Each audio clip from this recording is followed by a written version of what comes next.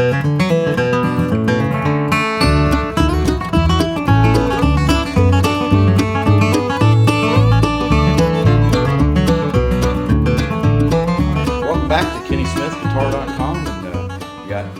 friend of mine, Mark Demaray, with us today, and he's going to tell you about this Washburn guitar. It's kind of rare. It's I think Mark told me it's one of the Gibson made Washburns. That's right. In the 30s, Regal was the one who made most of the guitars for the Tonk Brothers, which are the distributor for Washburn at that time. From 1928, when the Tonk Brothers in Chicago bought the name and many of the leftover inventory pieces from Line and Healy, they carried on with their top of the line being the Washburn brand.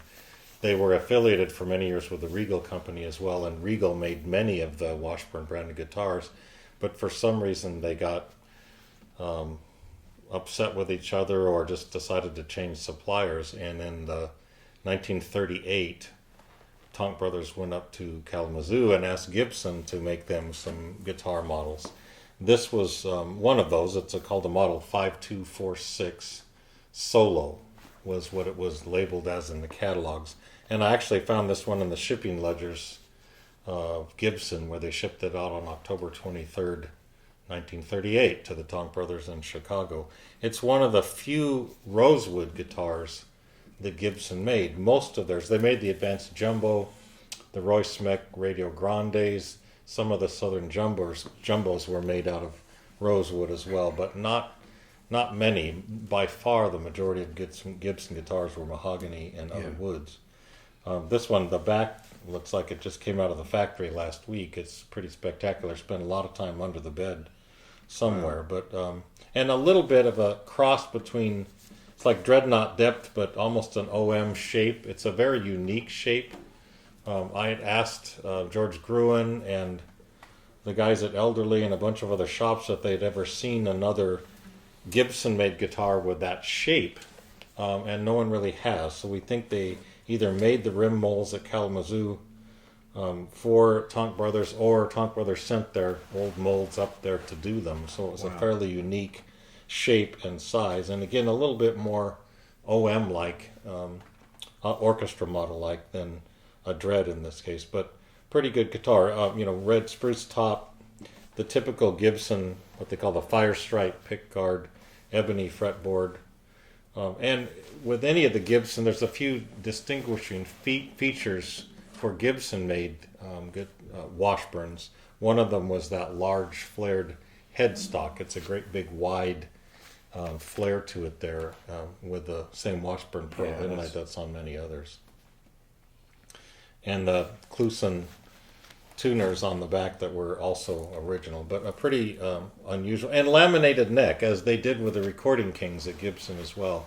They took, I think that one's a 7-piece lamination, so the necks held up really well with that. I'm not sure why more manufacturers didn't go to that. It was easier to make without having the big solid block of wood, and they held their shape and the relief very, very well. All these years later, it's still dead on and plays really well. This one has a little bit of a V, which is kind of a just right at the peak of the radius right here. So that's kind of different. Usually you wouldn't see that, but it's definitely, especially right up in here, really looks like a Gibson. How they did this, and like Mark said, these ears right here is really typical.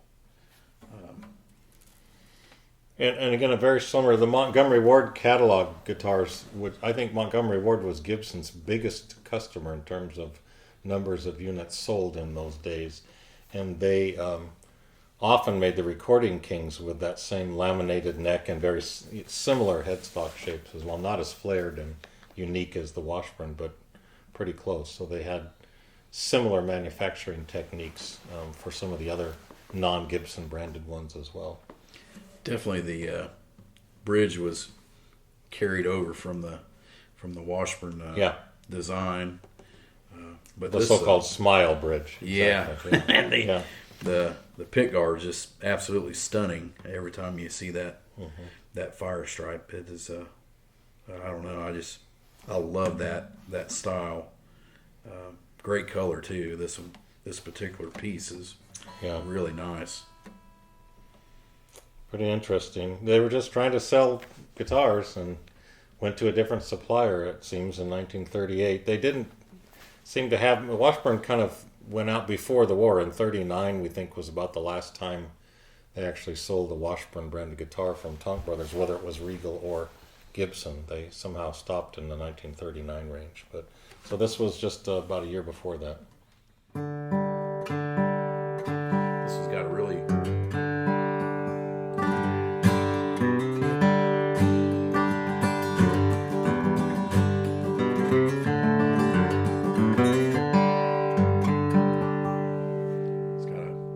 That's a really full rhythm sound there. That's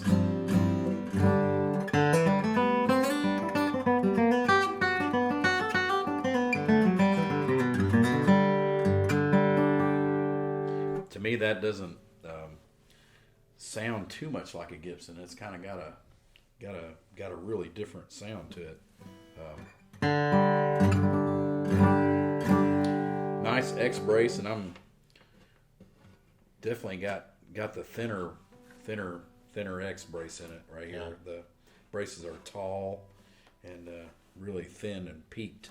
And 2 tone bars, so very Martin-like, really, and Gibson in that range too, Right. in the bracing configuration. Whereas the Regals were more commonly a double X brace. They, instead of tone bars, they had another X back here in the back, which was often a bit of a sound killer. So this was really one of the better sounding, It does. original ones, at least from that era.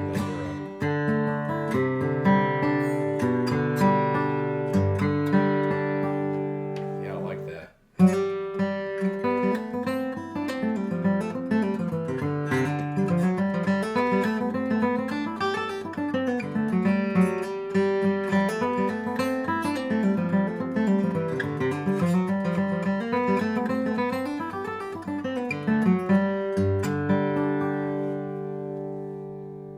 Wow, great sounding guitar.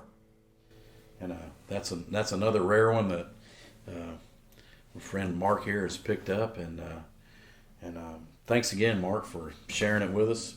And another beautiful piece.